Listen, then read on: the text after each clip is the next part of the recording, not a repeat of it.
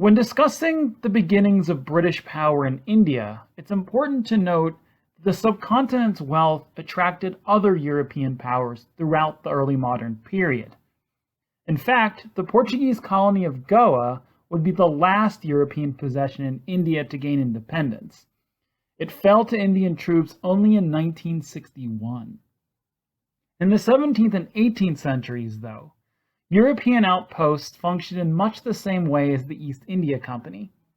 The Dutch or French East India Companies leased land from Mughal or Maratha rulers, formally paying tribute and offering annual presents. They were instructed to keep their own imperial rivalries out of local business, but as Britain and France fought long wars across much of the 18th century, this became increasingly harder to do. In 1754, British and French troops clashed in America, near modern Pittsburgh, over the strategic forks of the Ohio River. Control over the Ohio meant control over access to the Mississippi, and thus the vast interior of North America, territory claimed but not settled by the French. This would begin a vast global conflagration that would see France defeated in North America and the British at the apex of their power in the Americas, at least until the American Revolution less than 2 decades later. For European outposts in India, the outbreak of war posed a major quandary. The French commander at Pondicherry, Joseph-Francois Dupleix, repeatedly proposed local neutrality agreements with his British counterparts, but both sides began fortifying their positions as war clouds darkened. The East India Company's main base in India during the 1750s was Calcutta, which had grown under company influence into a sprawling city of about 200,000 people. Europeans formed only a tiny proportion of this population, as the city drew prominent Hindu bankers, Armenian and Muslim merchants, and a vast laboring class. The trade in tea had turned Calcutta into a prosperous port, one that the British could ill afford to lose to the French. But this was still Mughal territory, according to the Nawab, or governor, Siraj-ud-Dawla, and when the British built Fort William, armed with the latest cannon to fend off the French, Dawla took this as a challenge to his own authority in Calcutta. He assembled an army tens of thousands strong, seized Calcutta, razed the fort, and rounded up as many East India Company officials and their families and imprisoned them in what became known as the Black Hole of Calcutta, a fetid prison from which many failed to escape with their lives. Dawla's challenge to the East India Company was clear, but if he thought he had kicked them out of India, he was sorely mistaken. Britain's revenues from trade placed it in a much different position than it had been a century and a half earlier, when it had no overseas empire at all. Britain's population was tiny compared to India, but its vast financial resources were something to reckon with. The Bank of England, one of the first national banks in the world, enabled the British government to borrow large sums of money at low interest rates, a device that enabled Britain to fund its hugely expensive wars with France. It did this in part by paying other people to do its fighting. Britain hired mercenaries, among them the Hessians who fought during the American Revolution, and paid the salaries of its allies' soldiers in Europe.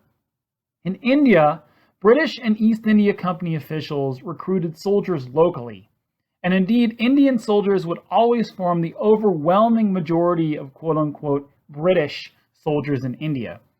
These would come to be known as sepoys, and without them, the British never could have sustained their rule in India. The East India Company paid better wages than the Mughal Empire, providing an incentive for recruitment, and reliably paid those wages on time, also unlike the Mughal Empire, whose systems of taxation and tribute grew increasingly inefficient. Indeed, the Nawab Siraj-ud-Dawla had ceased paying his annual tribute to the Mughal court and had kept that revenue for himself. And since the East India Company paid its debts and had a good credit rating, Bengali banking families were much more eager to lend the East India Company money than they were the Mughal state, which defaulted on loans in the middle of the 18th century. Indeed, most of the money raised by the East India Company was raised locally, another factor in the success of the British Empire. But that's getting a little bit ahead of ourselves. In 1756, the East India Company had something more immediate to offer disgruntled Mughal and Bengali officials in need of money: a bribe. The Black Hole of Calcutta provoked outrage in Britain. The East India Company hired troops under the command of Robert Clive to take vengeance, though when Clive marched against Siraj-ud-Dawla, the difference in their forces were staggering. There were fewer than 1,000 men under Clive's command and more than 50,000 under Dawla. To remedy this disparity, Clive made a secret offer to a man named Mir Jafar, the commander of Dawla's army. If Jafar would betray his prince, then Clive would reward him with riches and see to it that Jafar became the next Nawab in Dawla's stead. Jafar agreed, and at the Battle of Plassey in 1757, turned on his Nawab and defeated any remaining loyalists who refused to change sides. Jafar restored the East India Company to its position in Calcutta, but the experience of being a power broker on this scale whetted company appetites. When Mir Jafar refused to be a mere puppet on behalf of the company, Clive turned to another potential turncoat, Jafar's son-in-law, Mir Qasim, and replaced Jafar as Nawab. And when Mir Qasim sought to curb British pretensions in India, Clive turned to the Mughal emperor himself.